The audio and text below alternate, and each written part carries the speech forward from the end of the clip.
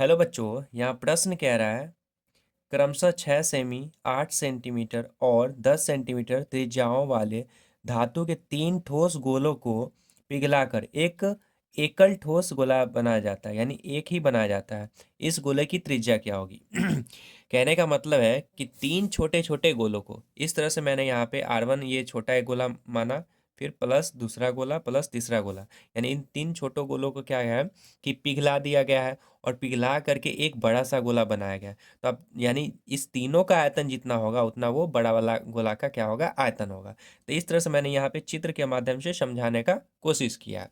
तो देख सकते हैं यहाँ R1 को मैंने, छोटा गोला है तो R1 को मैंने 6 सेंटीमीटर माना, R2 को 8 सेंटीमीटर और R3 को क्या 10 सेंटीमीटर। ठीक है, बराबर क्या हो जाएगी, ये बड़ा वाला एक गोला बनेगा। तो कह रहा है प्रश्न में कि इस गोले की त्रिज्या क्या होगी, यानी बड़ा जो गोला बनेगा, इस तीनों को मिलाकर एक बड़ा गोला बनाया जाएगा, तो उसका क्या होगा कि मतलब बड़े वाले गोले का त्रिज्या क्या होगा। तो आपको पता है कि इस तीनों का यानी आयतन, तीनों को मिला के जितना आयतन होगा उतना ये बड़ा वाला का आयतन होगा।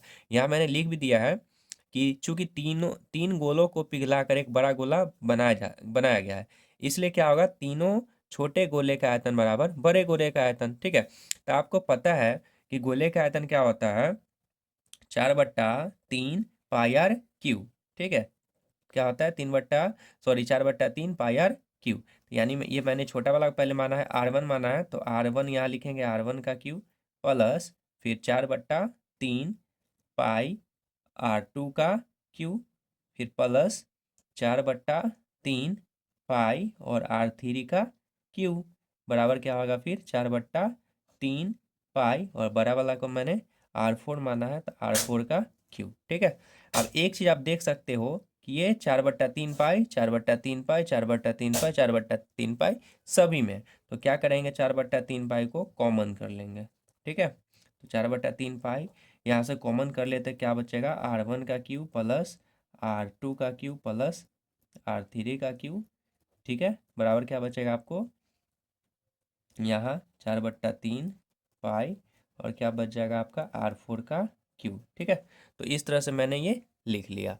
उसके आप देख सकते हैं ये क्या होगा, 4/3 पाई से 4/3 पाई क्या होगा, कट जाएगा। अब यहाँ पे मान भरिए, R1 कितना है, 6 का क्यूब प्लस 8 का क्यूब प्लस 10 का क्यूब बराबर कितना होगा, R4 का क्यूब।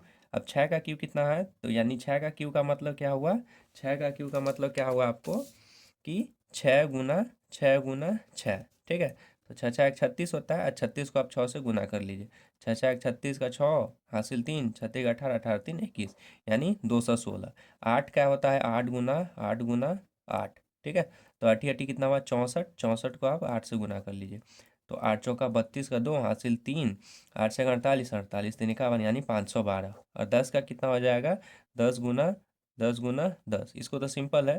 ठीक है, कितना होगा, 10 दाई का 100 फिर एक जीरो, यानी 1000 हो जाएगा। ठीक है, क्योंकि 3 जीरो है तो 3 जीरो आ जाएगा, 1000। ठीक है, तो अब मैंने यहाँ पे लिखता हूँ फिर, यानी 6 का कितना आया था, 216 प्लस 512, और फिर उसके बाद कितना आएगा आपका 1000 बराबर कितना होगा, R4 का क्यूब। अब तीनों का अगर मैं ऐड करूँ, 216 512 और फिर 1000, तो कितना आएगा, 6 2 8 1 1 2 5 2 7 और 1। ठीक है, यानी कितना आ गया, 17 28, 17 28 बराबर R4 का क्यूब।